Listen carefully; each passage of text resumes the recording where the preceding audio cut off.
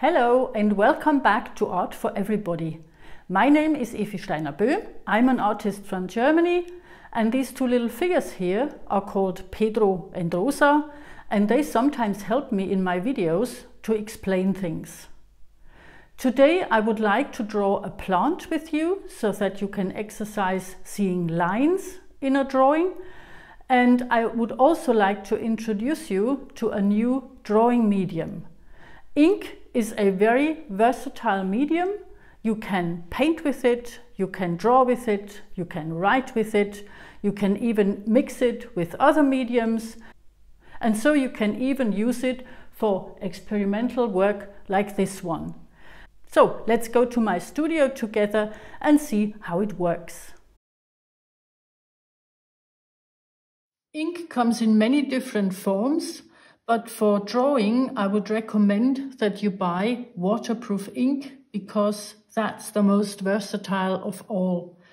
You can use it for painting and for drawing, as I have just shown you, and you don't have to worry that you spoil your drawing when you paint over it. Okay, before we start drawing our plant together, I would like to show you the tools you can use with ink.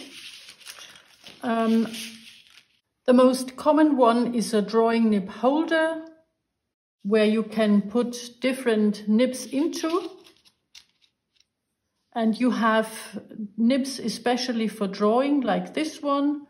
And you simply stick them into your nib holder, and then you can draw with it. And if you're done, you can take it out again and try another one. This one is a calligraphy nib, which is especially made for writing with it. Then you have natural ones like this bamboo pen, or you have feather quills. And a bamboo pen is what Van Gogh, for example, used many times with his drawings, and it makes very interesting lines. The easiest one for beginners is an ink pen like this one, because then you don't have to worry whether you get enough ink on your nib, because an ink pen does this automatically. And what you can also do with ink, which is very interesting, is that you can use it like watercolor. If you drip your ink on a palette,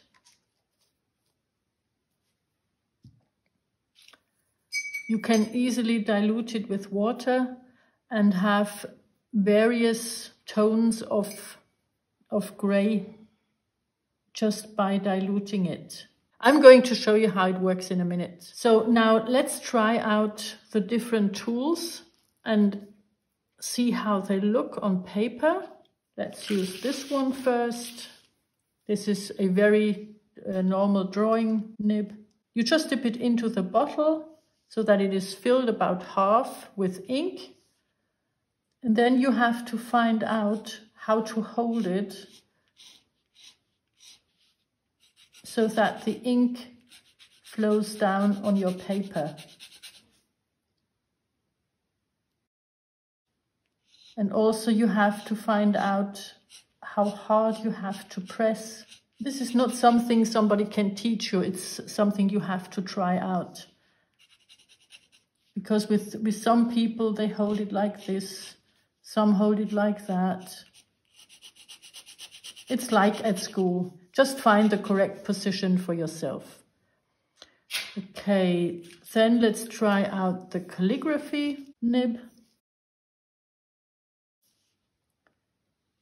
And as you can see, it makes different lines, fine ones and thick ones, which you might also use for drawing. Can have a very interesting effect if you use it in a drawing, but mostly you will use it for writing. This one is a very fine nib, which you would use for like botanical drawings.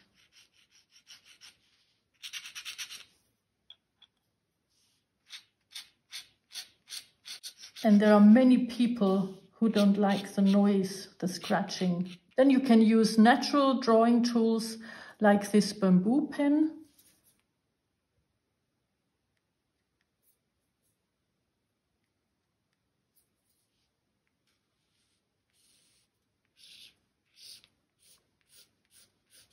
They are very interesting if you go for like spontaneous drawings,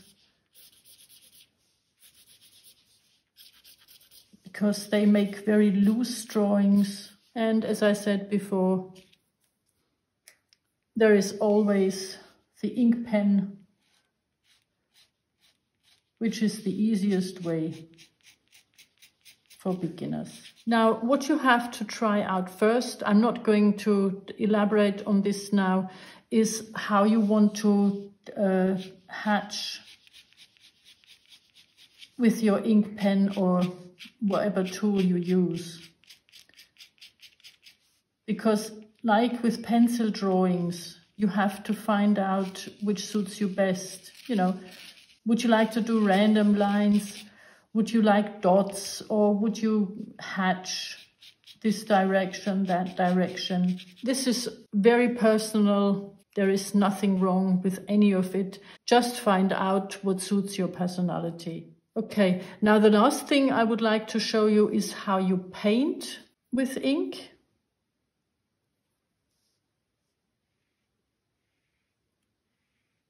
You simply use it like watercolor. The only thing which is different is that watercolor, of course, is not waterproof, whereas ink, as soon as it is dry, is waterproof. So you cannot correct whatever you have painted. It's like with acrylics. If you want to change it, you would have to paint over it. What you could also do is you could paint with acrylic colors over it, like on the painting I showed you before. But then, of course, this is not exactly a drawing anymore. So I hope I've given you an impression of what you can do with ink and how you can use it. But I'm going to do a very traditional drawing with you now, because I would like to show you with this pot plant how you can draw leaves that they are clearly in front or behind one another. Leaves are a wonderful opportunity to practice seeing lines in your motif. And I've already drawn all the contours around my leaves so that you can see what I mean. For many beginners, shapes like this one are very difficult because they don't know how to draw it. And if you concentrate on the lines now, on the contours of it, you can see that this line is like a small wave. You have another wave here and another one here. And if you do not think about the fact that this is a leaf, it's very easy for you. The same with this one here. Okay, you don't see the tip of the leaf, which is not important.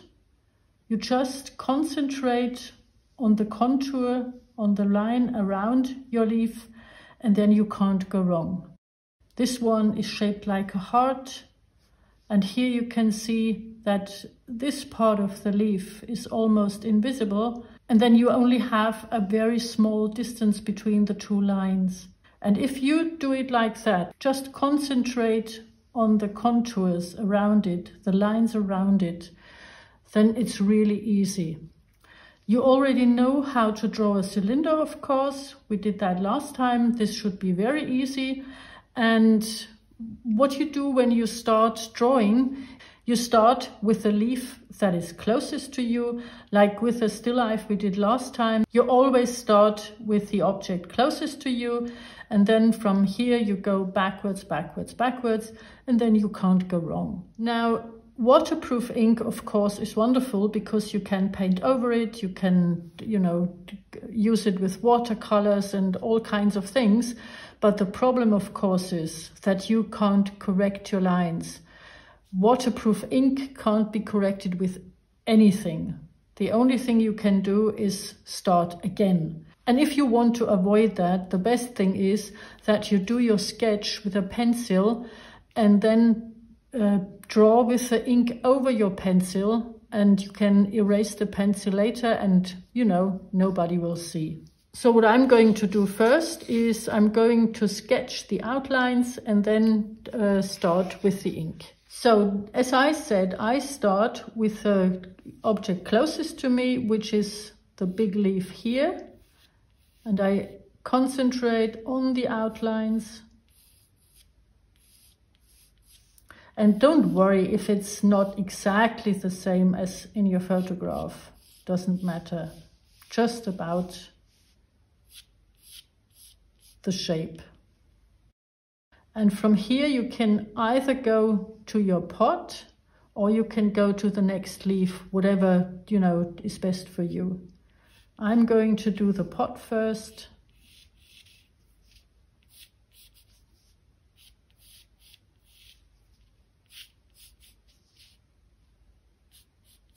And if you concentrate on the lines, it's very easy to find the correct proportions.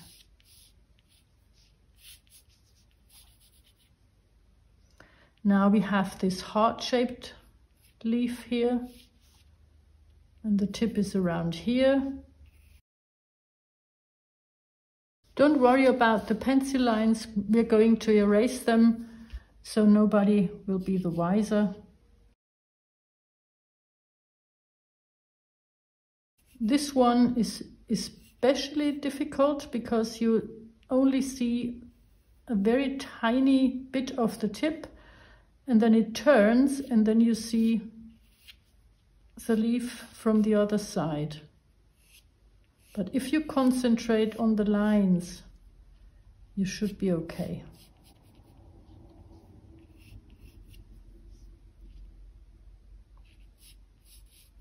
Same one here. We do our little wave, then the other one, and then this one. And that was all about the drawing. And now I'm going to draw the outlines with my ink pen. You could also use, of course, your draw nib holder and, you know, try out different nibs. But I'm going to do it with the ink pen because it's easier and faster this way.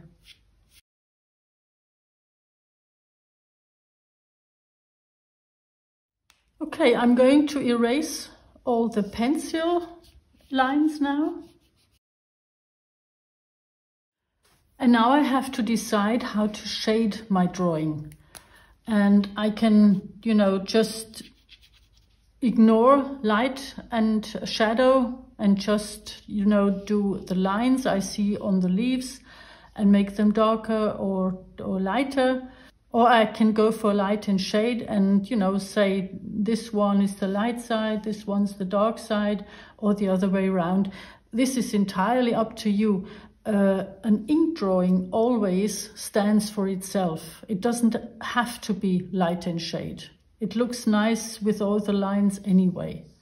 I'm going to try to do a little light and shade, and I will start. And I will do it with different kinds of hatching.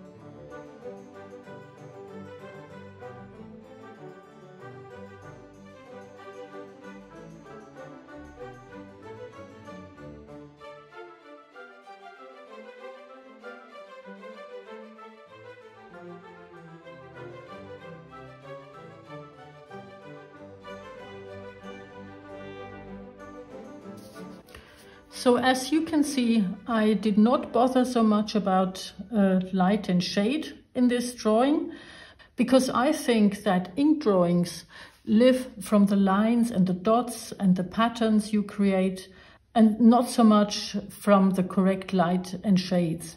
What you could do now, of course, is you could use your brush and dilute your paint and paint like with watercolor in it. What you could also do, of course, is you could put a watercolor layer over it, you know, with actual color, with greens and with browns, or you could just leave it like that. Maybe you can still make the lines more distinct, go over the edges everywhere again. But as I said, this is a loose ink drawing and this stands for itself. I'm going to leave it like that now. I hope I could give you some sort of impression of how ink works or what you can do with it. And I surely hope that you will join me again for the next lesson when we are going to paint this little pot plant with acrylics. So, hope to see you soon and bye-bye.